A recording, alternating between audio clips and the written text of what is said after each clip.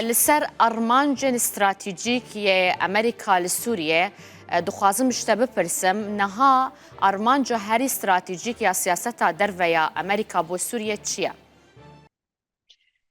When we look at the U.S. goals in Syria, we have to look at Syria in the context of the broader region, including Turkey and Iran and Israel, Lebanon.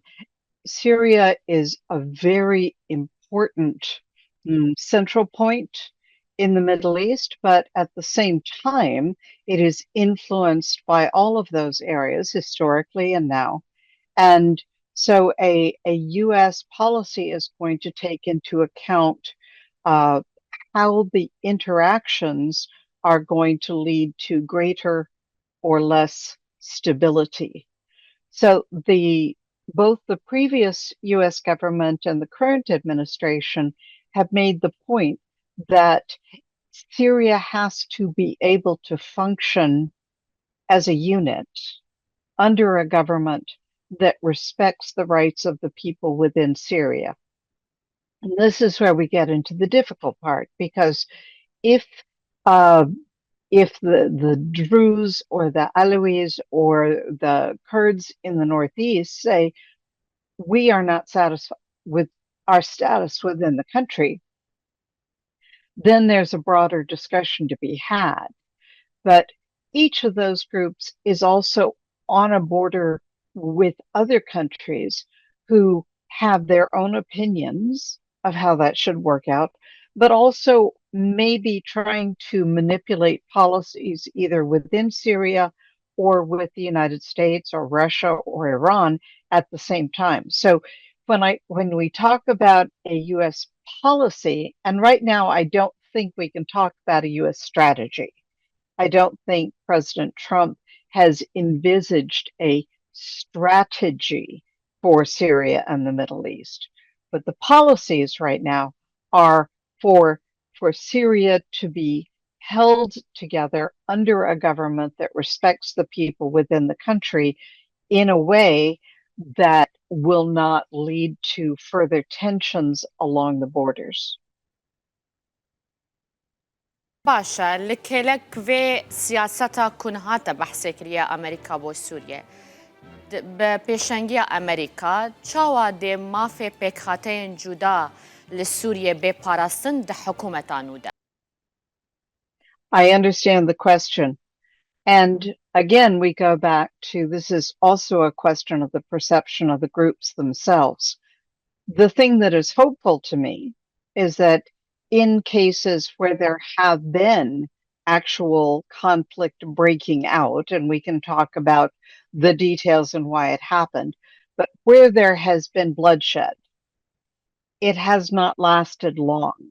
And I am by no means saying that any bloodshed is good, but I also think it's important to point out that at least so far in the new Syria, these points of tension have not spiraled, they have not circled into a broader ethnic or sectarian war picking up steam across the country.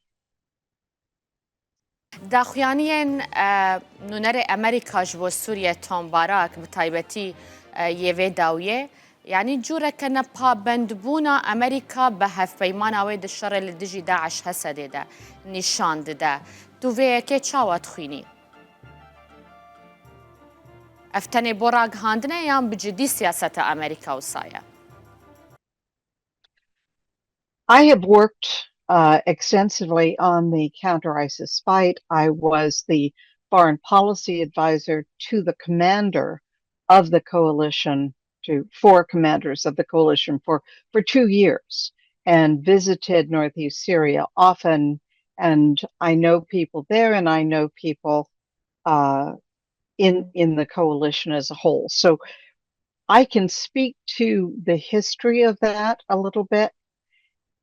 Even though there is a strong sense among the leaders of the SDF that there is a political linkage, a political alliance and that the United States, by supporting the SDF in its fight against ISIS, had made some sort of commitment to the status of the SDF in Syria. That was never part of the discussion. It sounds very, very hard to say that. There were many Americans in the military and otherwise who personally wanted to support SDF political aspirations. But the policy of the United States and of the coalition was that the United States and other countries were helping the SDF fight ISIS because Daesh was in Syria. Obviously, the Kurds in northeast Syria did not want to have ISIS there. They were not going to be able to fight them off solely by themselves, no matter how good fighters they are.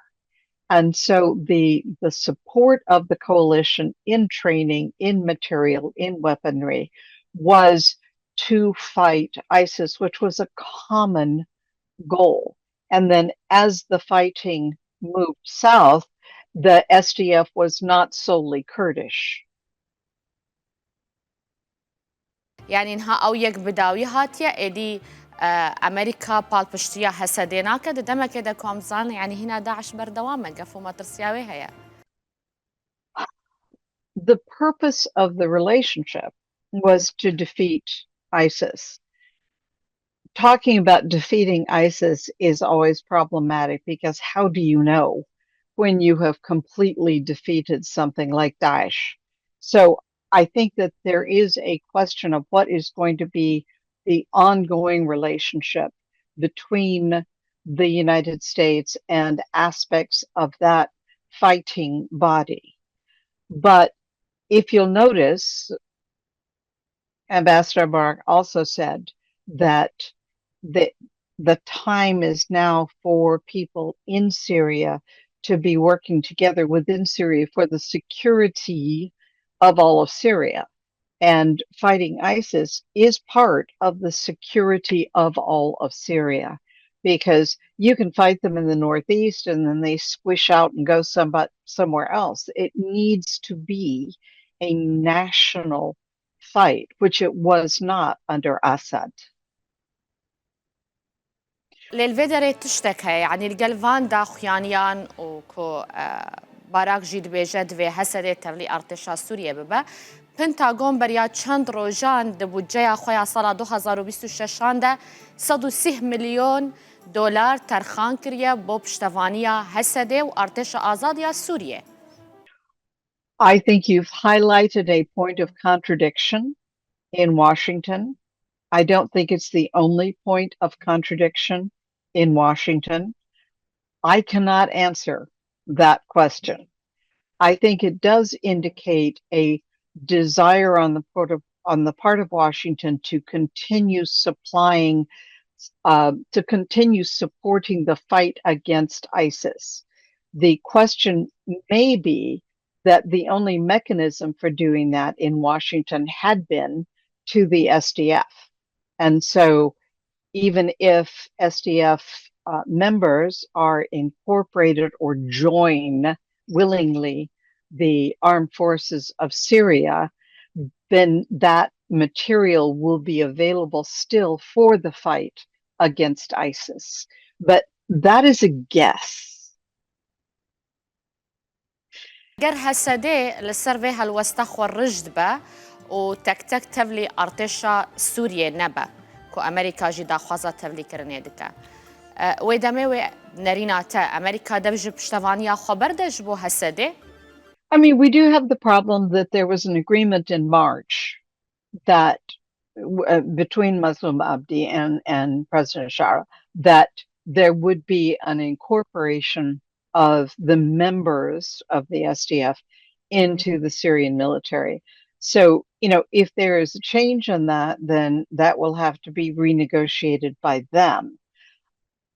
I do not think it's likely that the Trump administration is going to continue supporting a separatist movement, and I'm not saying that that is what the SDF is, if they see it as a separatist movement and American policy is for Syria to have stability with territorial integrity, then I think there's going to be a lot of resistance to continuing to support the SDF in political aspirations. So I'm just looking at the reality of this administration's policies as expressed very, very clearly by Ambassador Barak. يعني أمريكا آلية سياسية ده بجريا دولتك تشاوى حكومتك تشاوى دكابو سوريا. The desire of the United States has always been for a government that would respect the citizenship and the rights of all members, all citizens of the country. Shara has said that all groups within Syria are equally citizens, that Kurds are citizens and Druze are citizens and Alawis and Armenians and everybody else who is within Syria is equally a citizen and entitled to the rights of citizens.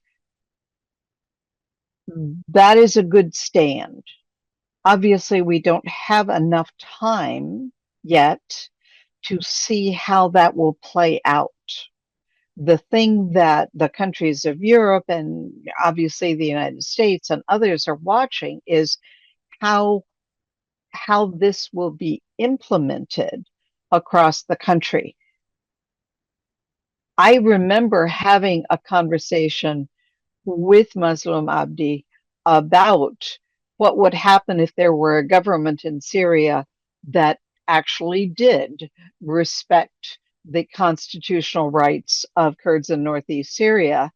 And I said, at that point, does the need for a separate political identity change? And he said, well, yes, if we had our rights, then we would not need to have our own autonomous government. I am not saying that that's what he thinks now. I'm saying that that is something he said in the past. So the goal is for Syria to have a governing structure that enables people to feel that they have the same hope within Syria that they would have if they had more control or more separate identity in specific areas. باشا اف اخافتناتا بو مظلوم عبدي بو برسواوي بو تتشبو دماتا اف برزجيكرن.